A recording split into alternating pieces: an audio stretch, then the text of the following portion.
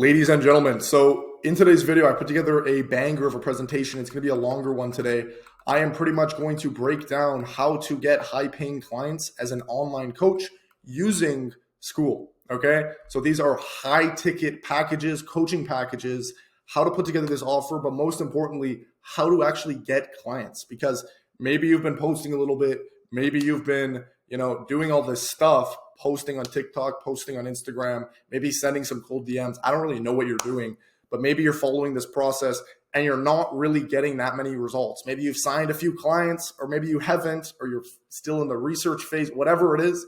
I'm going to show you how I get clients and how I've scaled multiple fitness coaches and coaching brands to over 6 figures a month using this exact framework. And even myself, I used to be a fitness coach. So this is going to be a good video. It's going to be a longer one, so get the notepad out. Turn that fucking phone on Do Not Disturb. Don't be a squirrel brain, and stay with me here. We're going to go through a lot today. It's going to be a good one, okay? Let's jump into it. Cool. So if you are a coach, there's pretty much a few different verticals within the coaching space. There's like fitness coaching, there's wellness coaching, there's health coaching, there's mindset coaching. There's so many, and there's probably 1,000 more. There's sex coaches. There's so many different types of coaches. But I'm going to kind of keep it as the main ones. So you got fitness, health, minds, like these are the bigger ones within the coaching space. Okay. If you are one of these coaches, you are probably doing this. Okay. Maybe you are number one, posting organically. Okay. Maybe you're posting some short form, maybe some TikToks, some reels, some, short snippets, maybe some Instagram stories. You're posting some stuff there. Okay. Or maybe you're doing long form, you're posting some YouTube, stuff like that. Okay. Or you're either sending some cold messages, some warm messages to people you know, people you don't know, sending some cold DMs out. It's another method. Or you're either doing paid traffic. Okay. So these are pretty much the 3 ways that someone can get clients today. Okay. Online. So someone potentially inbound comes to you through your organic, or you reach out to them through outbound with cold messages or warm messages, etc. Okay. Or paid traffic, which is kind of a combination. We're going to get into that. Okay. I've done each of these 3, and I've actually made a decent amount of money using all of these kind of combined, obviously, but I've tried posting organically. I've tried sending messages. I've done paid traffic. Like even this right now, this is like my YouTube channel. I share my insights. This isn't really my main acquisition channel. I just enjoy making these videos. I enjoy kind of sharing my knowledge with people so that they can kind of be educated on actually how to run a coaching business. And I posted some short form, I posted short form on my Instagram and TikTok for like several years. I even scaled my main fitness offer. As you can see, a few million views. Like I scaled very heavily and I focused a lot on short form content. So I've been here, I've done this, and it's not a bad method, but that's just probably an option that you're probably doing, or you're sending messages. Okay. I've sent messages. This is actually a photo from my college dorm where I pretty much first started. You can see the tequila bottle. I didn't drink. It was sitting there all year. I swear on my life. But when I broke into the B2B space, I was a fitness coach, and then I broke into the B2B space. I was like, okay, I gotta start working B2B because everyone's saying to go B2B. There's more leverage. This is what I thought at the time. So I was pretty much cold calling gyms, contractors, local businesses, and just like trying to offer them marketing. So I've done a lot of cold messages. You can call cold calls, cold messages. I did like 100 dials a day. It was definitely a method, but not the most leveraged. Okay. And then paid traffic. So this is like the 3rd, milestone of the methods of, finding and getting clients. Paid traffic. So I've spent well in like probably just under 7 figures on ads and paid acquisition for both me and my clients. Okay. This is where most of the capital that I've earned has come in, actually using paid traffic.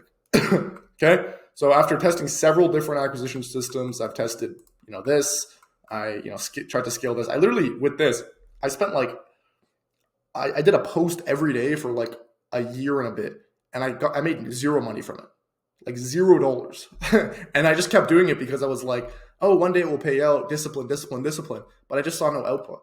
Okay. So it's not always the inputs, it's not always like, oh, discipline, discipline, discipline. It's actually like being able to step back and be like, objectively, is this actually something that's going to actually make me money? Okay, because we're in business for one thing, to make money, so then we can do cool shit with that money. Okay, be more present, enjoy life, treat people, etc. Okay, so all of these acquisition channels above work, but with the limited time in the day, we must focus on the highest leverage acquisition channel. Okay, I know people who make a ton of money posting organically. I know people make a ton of money sending cold messages. They have massive virtual assistant agencies where they're spamming thousands of messages a day through like multiple platforms, or people sending cold emails. Okay, I know tons of people who make money with these, but there is pretty much, with the limited time and resources and mental energy you have, your best bet is to focus on the highest leverage opportunity for getting clients. Okay, which I'm going to share with you right here. Okay, so before we jump into that, I'm just going to kind of explain to you what leverage is. Because a lot of people, maybe it's a term that's thrown around a little bit, but I'm actually going to share with you what leverage is. Okay, so leverage is pretty much your input to output ratio.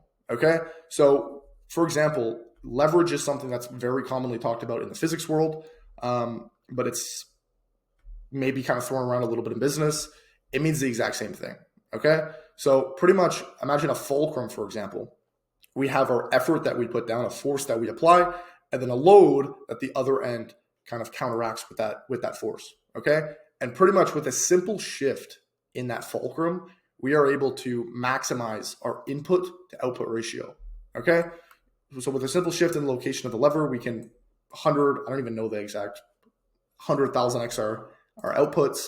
The same forces applied to the physical world, like a lever, are the same forces that can be related to your business. Everything is an input to output mechanism. Okay, so imagine it like this. I made this system just for you guys. So you have your inputs. So this is like, for example, the actions you're putting in to get clients. Okay, maybe it's sending cold messages, maybe it's posting organically, whatever it is, research, whatever. Okay, it's inputted into a system. So you're doing something and you're putting it in. Okay, and then that system is spitting you out something. Okay, nothing even is something. If you're not getting any outputs, the output is nothing. Okay, maybe your output is money. Maybe your output is more time. Maybe your output is likes, comments, whatever. Okay, and then from that output, you get feedback, you assess your output, and you see if you should change your inputs.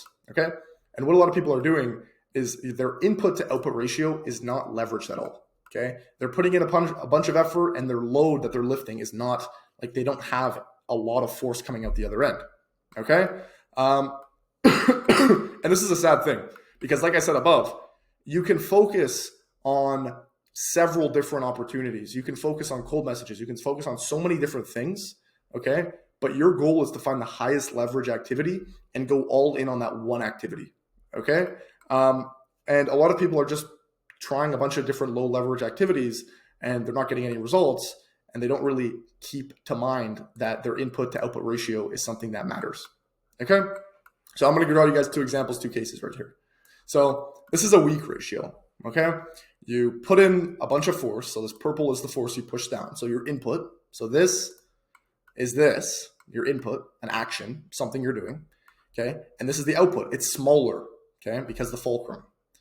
And then pretty much, if you make a simple shift in the location of the fulcrum, a little bit to the right, you are able to put in the same amount of force as this, but get a much different output.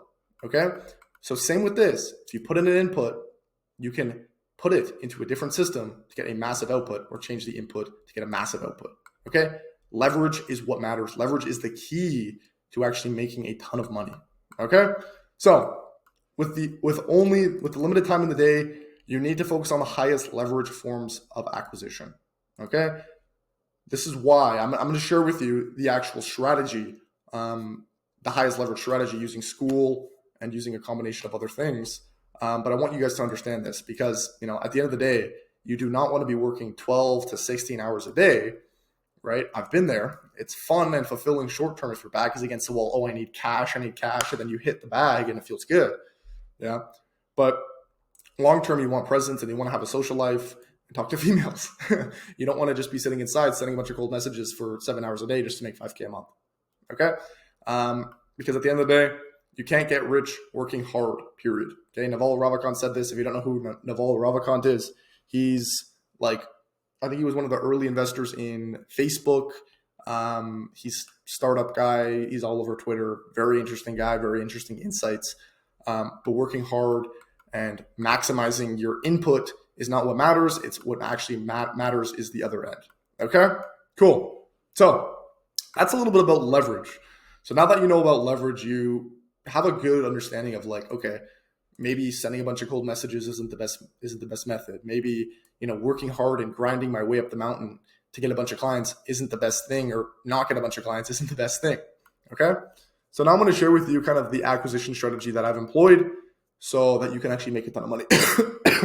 Okay.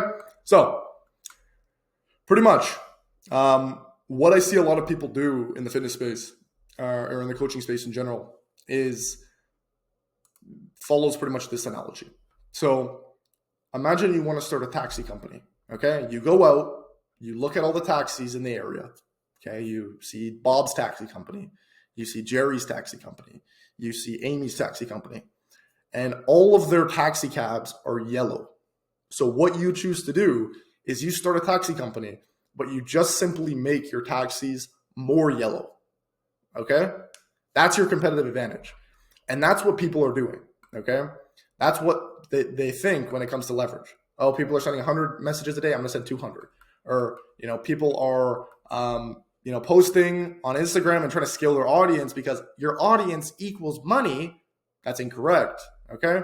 So everyone's in the same headspace. They're just trying to do the same thing everyone else is doing. And it's actually called groupthink. Okay?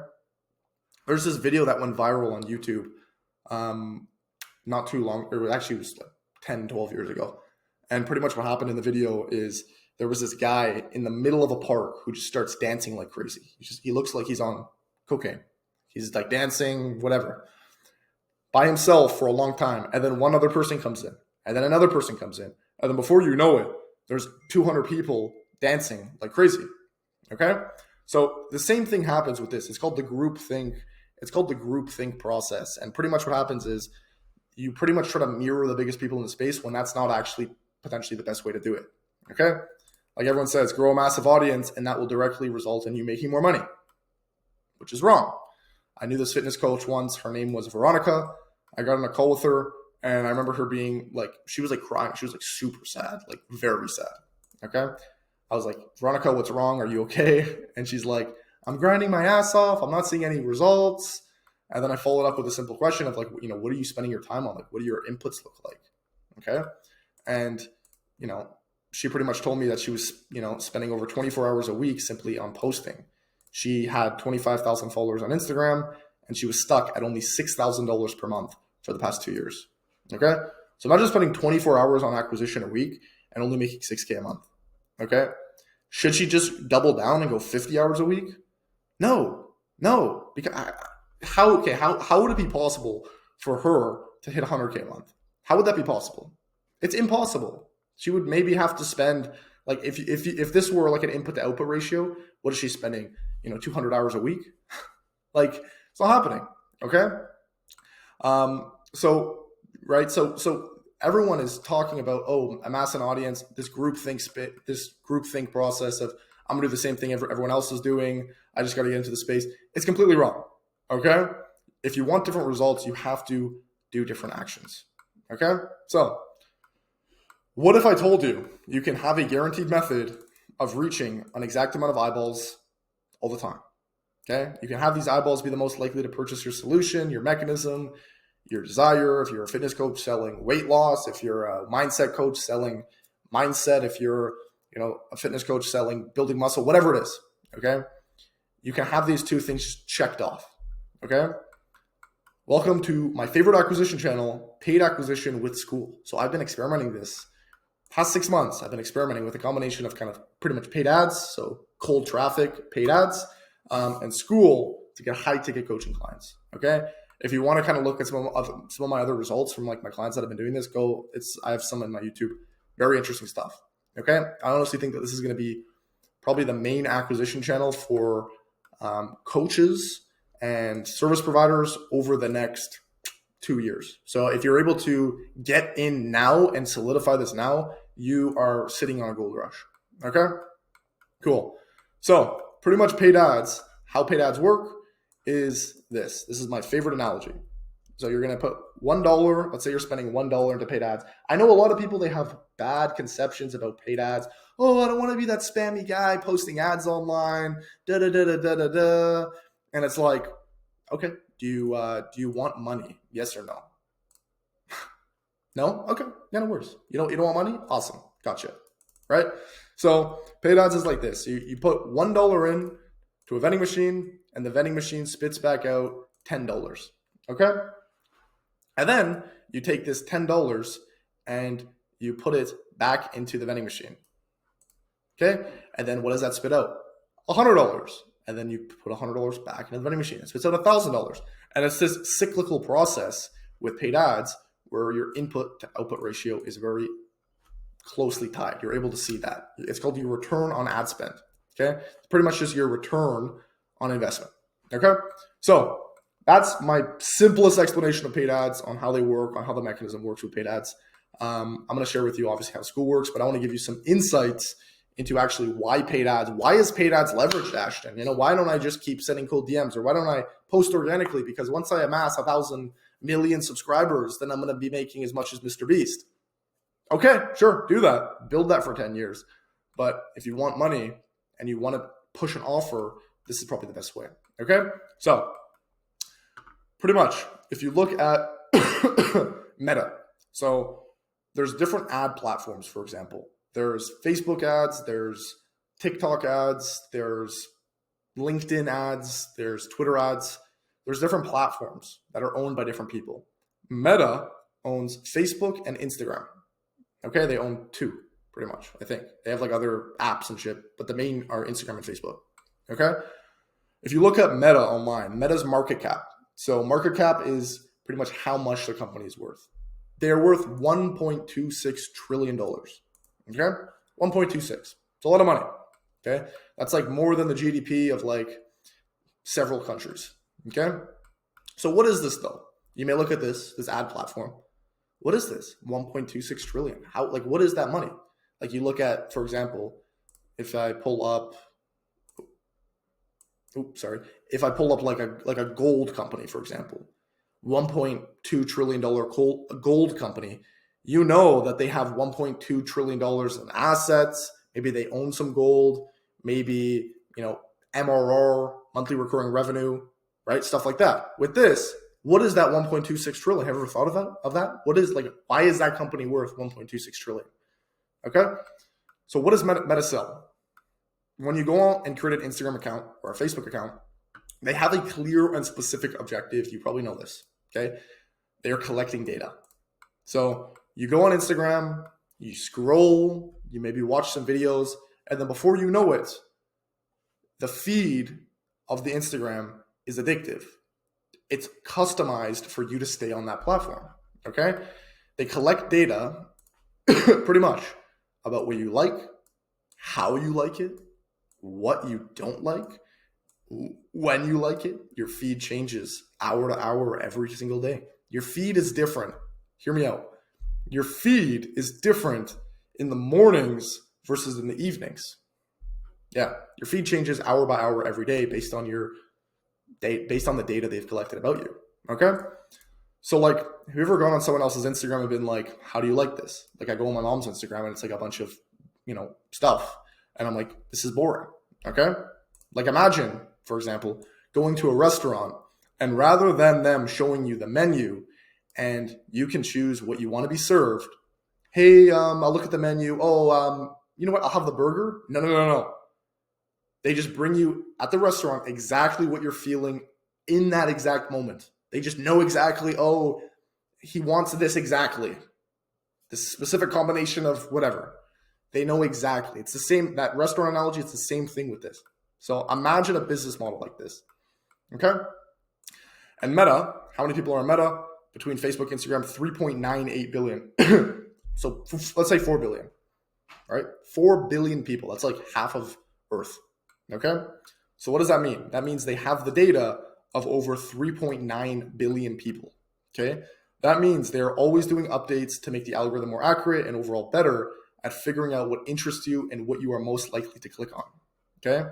Now imagine going to the same restaurant listed above, But now, instead of getting the perfect meal, they are giving you this meal for several hours of the day, multiple times. They're keeping you in that restaurant and feeding you this meal that you want at different times of the day. Oh, you switch it up, don't want pickles.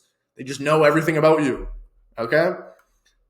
Average screen time is 6 hours and 40 minutes. That's average. I know people, like, my screen time is crazy because I run a business, but but I know people with even higher screen times, okay? So you're thinking, you're going through this, okay, $1.26 trillion market cap, right?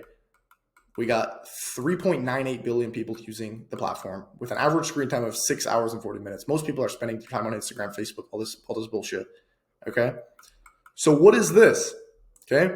They are selling data, okay? And who are they selling the data to? They're selling the data that they've collected from 3.98 billion people to advertisers. And these are not specific advertisers. This is anybody who can open up an ads manager account on Facebook, which takes me 5 minutes to do.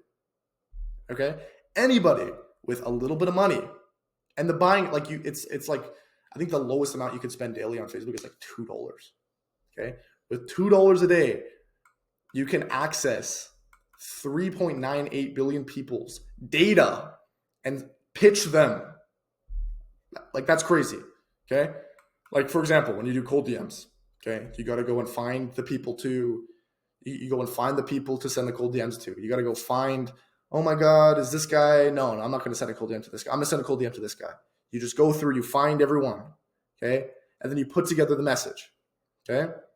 Now, Facebook just fully does that for you.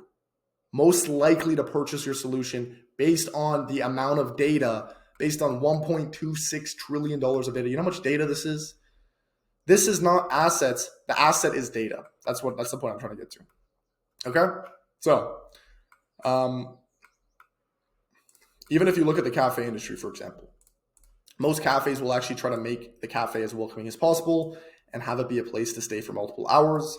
This way, there's a higher chance of people purchasing things. So the reason they're making the algorithm so addictive is so that the advertisers can come onto the platform and sell things to the addictive people, selling to addicts pretty much, okay? This is the same strategy with Meta. They're trying to keep you on the algorithm so that you can get pitched by advertisers, okay? That's a $1.26 trillion business. Take that in. All right? So Facebook is taking this data, packing it up, selling it to the advertisers. These advertisers are taking this data, selling things to them with precision like you've never seen before. So you have pretty much two choices right now if you're watching this. Number one, you can become a consumer of something that is built to keep you on the platform the longest and sell you. Okay? You can become this consumer and just keep consuming, and maybe you don't watch stuff on whatever, you don't go on Instagram. Or you can use this $1.26 trillion pool of data to sell your service. Do you see how this is more leveraged automatically? Okay? Let me just give you an example here. Okay? Organically. Let's say 2 of your videos go viral and you get 100,000 views on each of the videos. Okay? You post them for a while, taking you a lot of work, 100,000 views on each of the videos. Okay? These are not targeted eyeballs, okay, that could possibly show interest in your service. These are just random people, because organic, there's just random people viewing your videos. Okay? The odds are low, okay, of you actually going viral. And it takes a lot of work and testing. You got to test certain angles, see what works, see what doesn't. Okay, that's organic. Okay, and then now with paid, 100,000 views with a $20 to $40 cost per 1,000 impressions will be $200 to $400. Okay, number one, these are consistently coming in. So there's no, oh, is this video going to go viral? Okay, the odds are guaranteed. It's guaranteed you're going to get that amount of views. You pick the amount of views. Number three, the audience is guaranteed, okay, and bought and selected by Meta's billion-dollar data mining machine, which has access to 4 billion people. They know exactly who to select. The Meta AI is the most powerful AI right now. It's actually more powerful than GPT-4, okay? It's more powerful than GTP-4, okay? What they can do, what happens is when you put your ad in the actual back end of the ads manager, the AI will read it, okay? And it will pretty much from there find exactly who's most likely based on their scrolling decisions, based on past buying stuff, based on so many certain metrics that there's probably billions of metrics that the algorithm is optimizing for.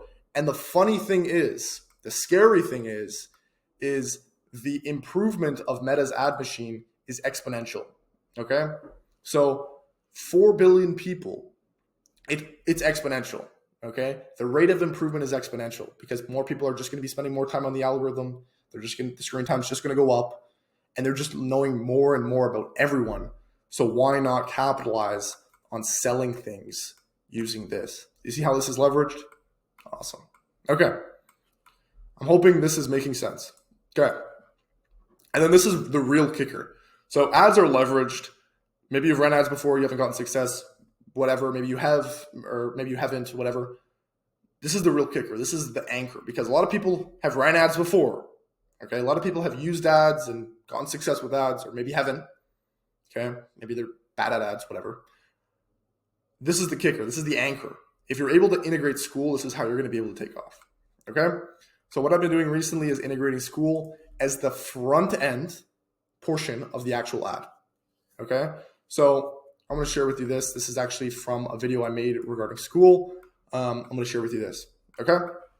So what a lot of people are doing right now is they're putting an ad out or DM out or organic content, and they're sending people to a lead magnet. Maybe they've watched an Alex Hormozi, whatever. Okay. They're sending people to maybe a video sales letter, a free document, a free PDF, something. Okay. And then book a call and then collect cash. This is the old way. Or maybe they're even dumber and they are just taking this to a low ticket. This is the worst possible case. Skool community. If you have under 100,000 followers, this is the dumbest thing you could possibly do. Okay. So this is what they're doing. This is the old way. They're sending people to some Alex Hormozi style lead magnet, book a call with me, fill out my Calendly, and then collect cash. This is the old way. Okay. The new way on how to integrate Skool is pretty much, I've been doing this. So you have an ad, DM, organic, that stays the same. Okay. And then you're pushing people to a free Skool community.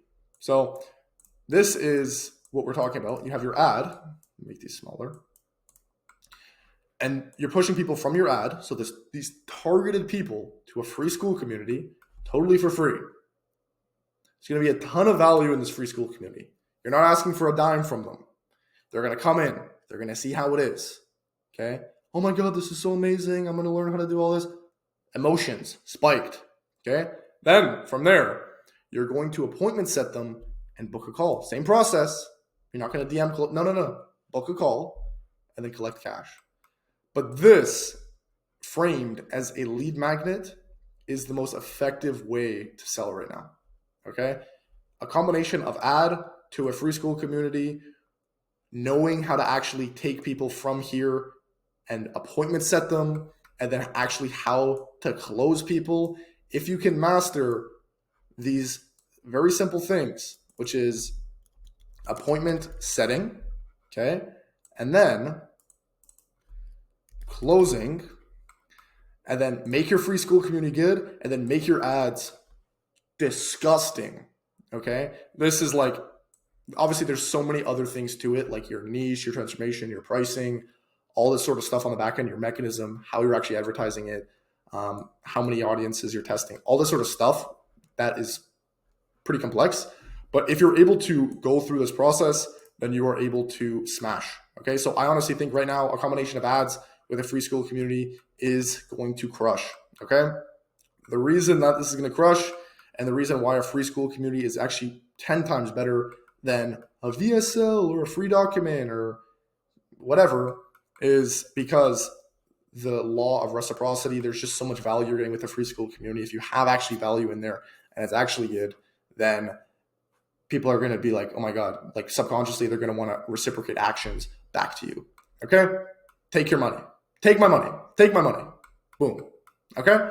So this is pretty much the method that I have been implementing with several coaches over the past while at this point. And this process has been absolutely crushing it. Several of my clients have hit 30, 40, 50, 100K a month using a process like this. So if you are someone who is posting organically, sending messages, you can keep doing that. If it's working, potentially keep doing that. But I want you to think a lot about leverage, because your time is limited. You have to use your time on the highest leverage activities that give you the most output for your input, for your limited input. Okay, there's farmers that work 30 hours a day, 80 hours a day, and they just, what do they make? Not that much. And then there's people who I know who work 2 hours a day, and they, make hundreds of $1,000s a month. So what's the difference? Is it working hard? Absolutely not. Okay. So if you're able to leverage this, start a Skool community and actually put this together with ads, that will crush. One more thing.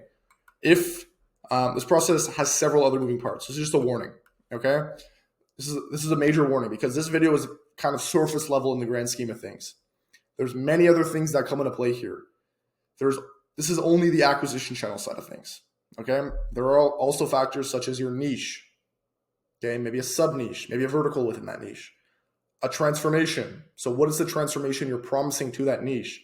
The price you're going to charge, and then the mechanism you use to deliver that result. Okay. There's 4 other variables which are all equally as important as this one that I shared today. I have other videos on niche, transformation, price, mechanism, all that sort of stuff. I have other videos on that. Okay. But I don't want you to watch this and just be like, oh my God, I'm just going to implement this and just run it. You're probably going to fail. Okay. So if you're a fitness coach, if you're someone who is in that coaching space and you want this fully built out for you, I have several niches, transformation, price, that I've already data collected. I'm pulling a little Facebook myself and data collecting from clients, from myself, from all that sort of stuff, implementing it within my clients' business, pretty much doing this entire process with them, done for them, and pretty much building this out for you to get to 20, 30K a month. Then go find my Calendly somewhere, book a call with me. And that's that. So I hope you got some value from this nonetheless, and peace out.